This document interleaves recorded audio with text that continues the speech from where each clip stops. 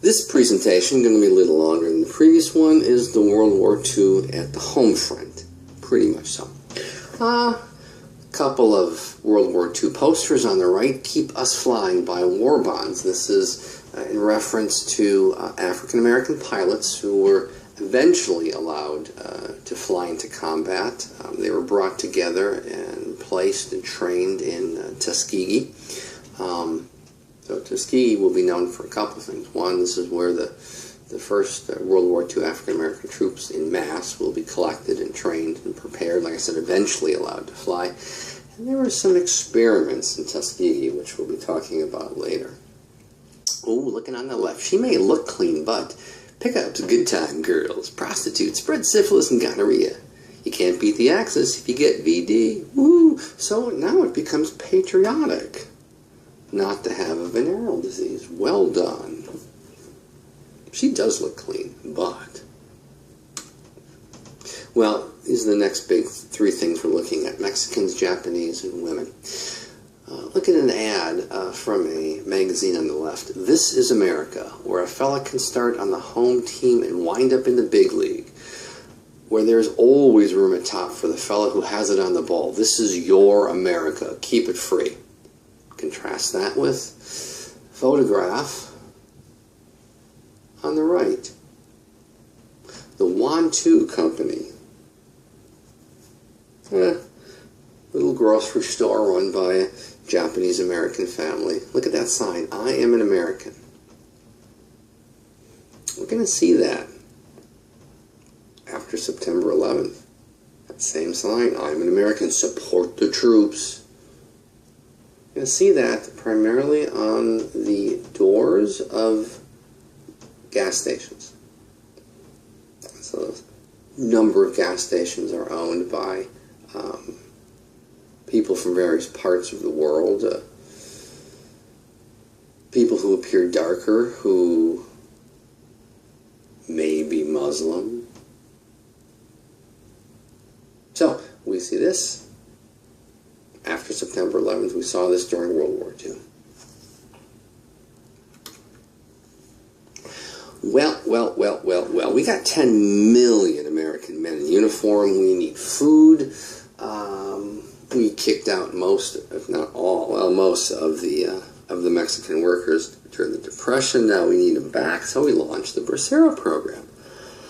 Initially, 200,000 Mexicans were allowed to come to the United States to work in the agricultural fields.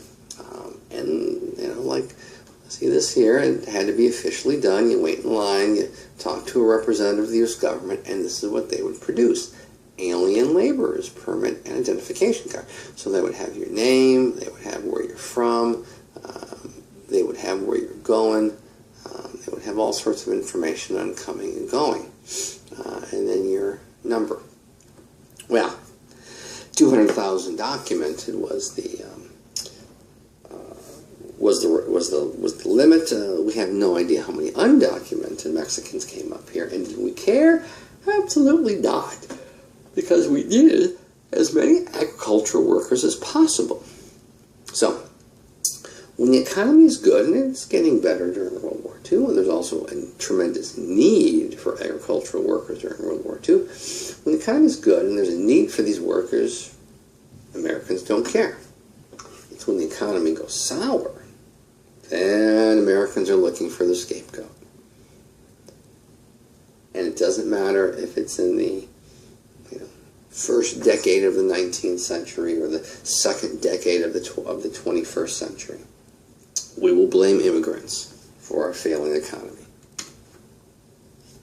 Well, every generation has a certain way, certain manners about them, certain music, certain cultural aspects. And the young men who fought in World War II wore a type of article of clothing that was popular among young men called the zoot suit. As you can tell here, it's a tremendous amount of fabric.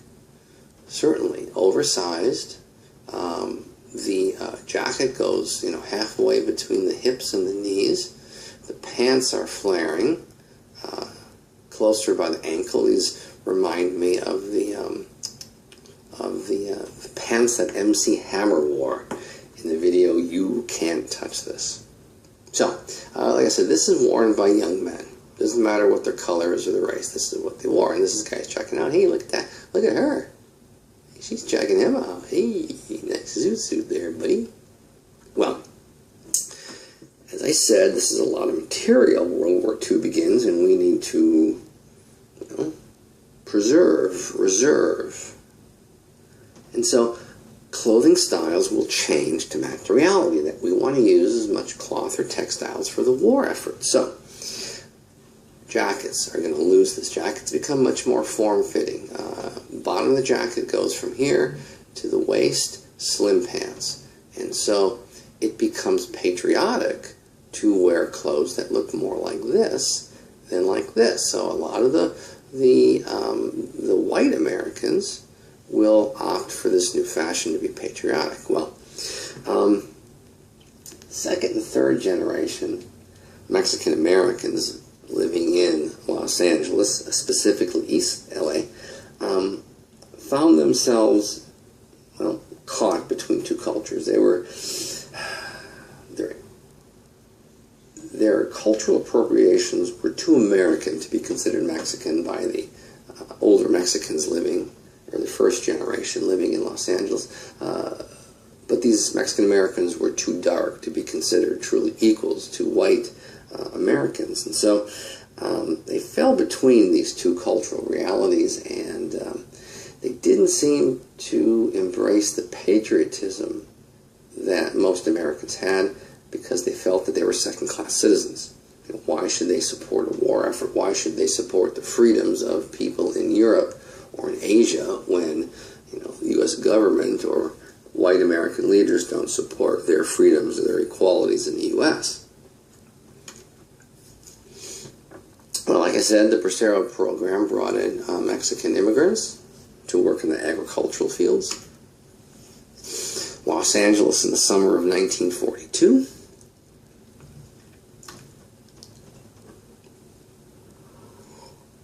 And something known as the Zoot Suit Riot and the government response. There were gangs in Los Angeles. There were gangs there today. There were gangs there then. These are photographs of gang members. They're well-dressed gang members. Look at this. Shoes that can be shined. Nice pants with matching socks, shirts, and jackets.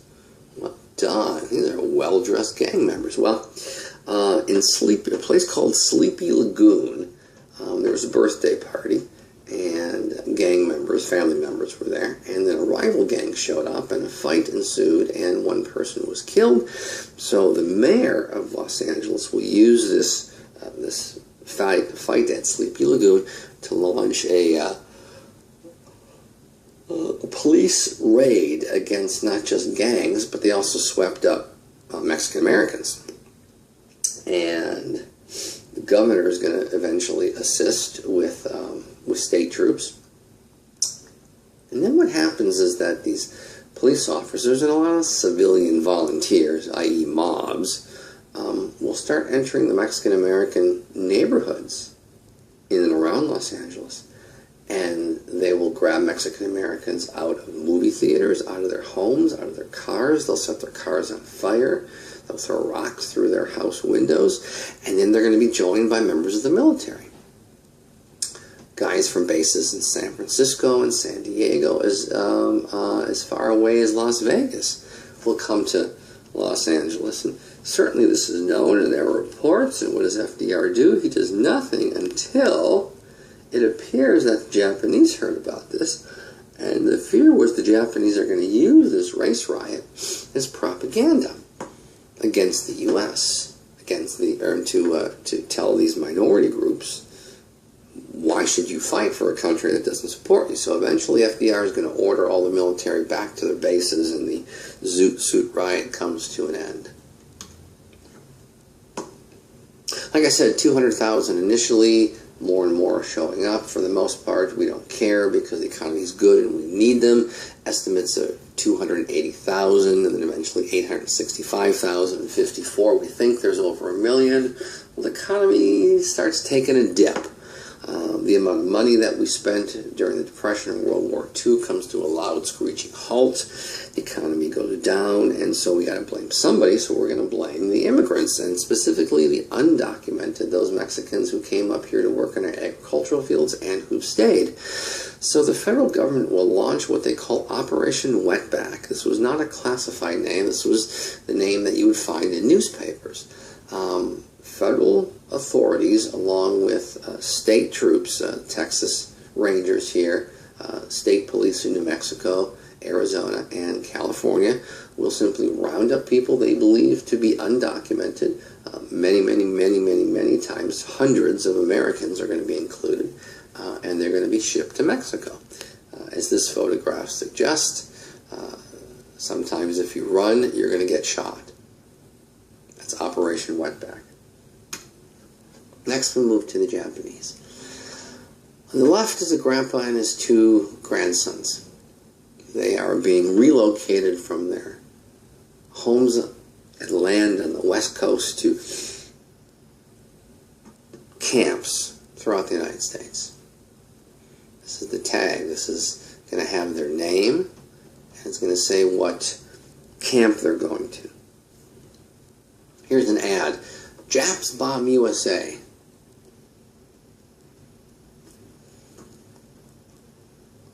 Remember Pearl Harbor. So, you're supposed to buy this, so you can remember. So you can keep the flames of anger and hate going day after day after day. Now we have Japanese people, Japanese Americans living in the United States. So what do we do? What do we do? What do we do? Well, the federal government, in connection with the California governor, launched an investigation to see if there's a problem. And in a nutshell, they said, nah. The Japanese who moved here are not problematic, or should not be problematic to the U.S. And their firstborn here in this country, have really quickly become indoctrinated into American culture. They play baseball, they play basketball, they join the Boy Scouts and the Girl Scouts. They embrace American democracy and American capitalism. They own a tremendous amount of land in the Central Valley. They are doing well economically and socially and politically. We don't have to worry about them. And then the conclusion was, well, what if we're wrong? So plan B is to round them up. Japanese Americans will be rounded up, taken off their land. They will lose their land. They'll lose their property. They'll lose everything. They're not allowed to bring a lot with them. Some clothes, hairbrushes, toothbrushes, a pillow, really basic stuff that you could fit into a duffel bag. That's it. Nothing of any value. No artwork, no money, no checkbook, no savings accounts, no bonds, no stocks, no portfolio. The federal government said, well, we're going to keep this safe for you. And of course, that did not happen. Well, as you can tell from this map, there is going to be many internment camps around the United States. There's not just a fear of Japanese rising up. There's a fear that Japan is going to attack the United States. So things like, where is it? Where is it? Oh man, it's not here. Well, somewhere around here, I think. Pasadena was and is the home of the granddaddy of them all, the Rose Bowl Parade and the Rose Bowl at that time until the Bowl Championship Series. The Rose Bowl was the game that pitted the #1 team of the Pac-10 against the #1 team in the Big Ten. And there was concern that the Japanese would bomb Pasadena either during the Rose Bowl Parade or during the football game itself. So The Rose Bowl parade in the game will be moved from California to North Carolina. One of the people who will be forced, one of the Japanese Americans who will be forced to move, is a little kid named George Takei. George Takei was an American by birth. Eventually, after the war, he will go to, I can't remember if it's UCLA or USC. I think it's UCLA. Yeah, let's go with UCLA. He is involved in the drama department. He enjoys acting and singing. And he has a lot of smaller parts on Broadway and movies and early television. But his big role came as a character named Lieutenant Sulu aboard the USS Enterprise in the TV show Star Trek.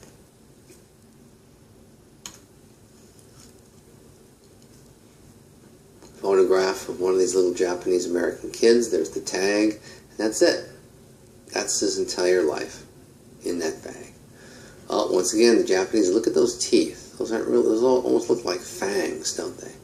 Keep this horror from your home. The horror is, of course, a Japanese guy with a knife who's going to kill or rape American women. So invest in war bonds. A number of communities, a number of agencies will protest the rounding up of Japanese Americans. What we got here is a photograph of an elementary school in San Francisco who's holding a protest right before the Japanese kids are removed. They're doing the Pledge of Allegiance. There's an undergraduate Japanese American at the University of Washington who sues the federal government, saying, "I'm an American. It's my constitutional right. You cannot deprive me of my life, my liberty, or my property without due process. And by rounding me up simply because of my ethnicity, you're, breaking the Fifth Amendment to the U.S. Constitution." And so the Supreme Court will find that he's wrong. And this happens over and over and over again during war and national emergencies. The Bill of Rights is ignored. The good news is that it's pretty resilient and it'll come back. But, the Supreme Court traditionally gives the federal government wiggle room during times of war and national emergencies. Here's a photograph of 3 generations of Japanese Americans. Certainly the way they dress, they look like they're doing pretty good economically. Hairstyle, clothes, very fashionable for the time. This is from Time magazine. This is Emperor Hirohito, the leader of Japan. This article, this photograph, this description is how to tell a Japanese person from different types of Asians. Next we have women. With 10 million American men in uniform, there was an exceptional need for not just agricultural workers to feed everybody home and abroad, but also for factory workers to not only perform the jobs that American men used to do, but to perform all the wartime-related jobs, building submarines and tanks and airplanes and bombs and guns. And so factory owners turned to women. Now, factory owners received government contracts to produce a certain amount of stuff. But these factory owners needed employees, and the population that was most available were women. The problem is, most women say, "Well, I don't know how to operate a blowtorch or a welder. I don't know how to do this stuff." So the federal government starts advertising, if you know how to sew, you can learn how to weld, stuff like that. And well, certainly there's a number of single women entering the workforce, but the larger group are married women, and so factory owners are looking after married women. For example, a guy named Boeing, who ran a company called Boeing that made aircraft out of Seattle. He wanted women, and he found out that, well, women are married and they have children, so they just can't get a babysitter. So Boeing and says, tell you what, you come to work with me and I will have an on-site daycare 24/7, no charge to you. Ooh, that was interesting. And so more women are going, but then kids get sick. They get the flu, they get pink eye, they get aches and pains. And so Boeing says, well, I don't want you guys leaving work and going home to take care of your sick child, so I'm going to bring in a pediatrician and a couple nurses. And then there was more and more and more interest in bringing more and more women. So these things like child care, like health care, we're going to call benefits. And more business owners to attract more and more workers, especially the better workers, will offer more benefits. Health care for the adults, vision, life insurance, paid vacation, all these things that we now today call benefits, and which most American workers don't have anymore.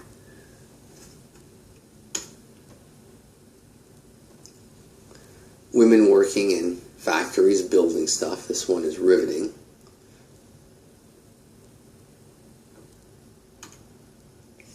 American women also, like during World War I, grew their own food, victory gardens we call them. Federal government sent home economic leaders around the country to introduce women once again to those old things like canning and preserving foods. So women are going to be taught how to be economically patriotic. Rural women are going to have a big problem.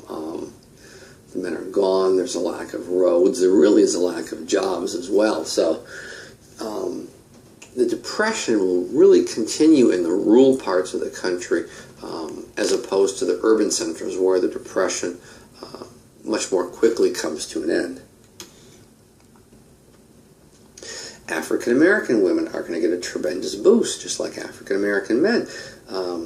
FDR will sign a couple executive orders, one maintaining a minimum wage in all wartime government contractors. So, businesses cannot pay white people more than non-white people. Businesses cannot pay men more than women. So, what we have here is, at least somewhat economic equal rights, and that's going to include segregation. Although American society is highly segregated, wartime businesses that have federal contracts are prohibited from segregating their workforce. And there's going to be some problems, especially in, especially in the South. We'll get into that, I think, in the next lecture. Here's Eleanor Roosevelt with Mary Bethune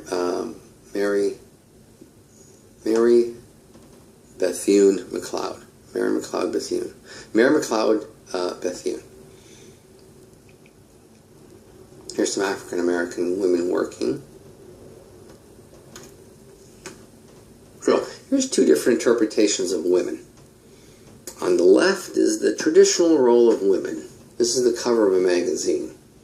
Free inside, spring frock pattern and knitting book. Look at, she's hugging the book and she's just happy and staring off into space. Ah, my life is wonderful because I can sew.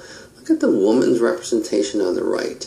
The easy girlfriend spread syphilis and gonorrhea, which unless properly treated may result in blindness, insanity, paralysis, and premature death. Well. Hello, boyfriend. Coming my way. So we have these different ideas on what women do. One, they're the happy-go-lucky domestics, just waiting for their man to come home. On the other hand, they're killers. Well, with so many men in uniform overseas, there was a need for women to fill many voids. One of them was to take the place of men, military men, who were stationed in the United States who are now abroad. Nancy Harkness Love is one example. She was a pilot. She went to what they called one of the female Harvards. I can't remember, Radcliffe?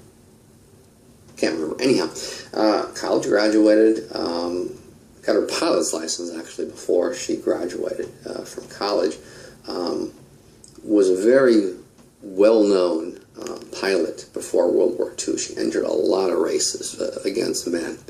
And she had this idea that women could be hired by the federal government to fly airplanes from the factories where they're made, like in Seattle, to the military bases where they're needed.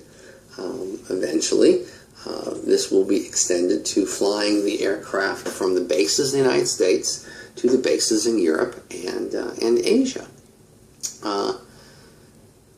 Nancy Harkness Love will be certified to fly 19 different types of military aircraft, from the big B-29 Flying Fortress to the P-51 Mustang. Just an incredible pilot. So these women will have uniforms, they will have ranks. They are not considered official parts of the military until, I want to say, 1976. And so when they die, they don't get death benefits of people in the military.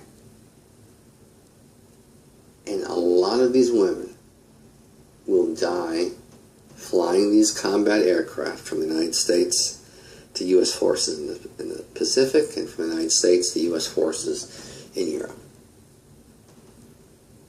Another woman named Oveta Kulphabi, that name should be really familiar to you. She was interested in something similar, but replacing have women to replace men at army bases here in the United States to do stuff that men did.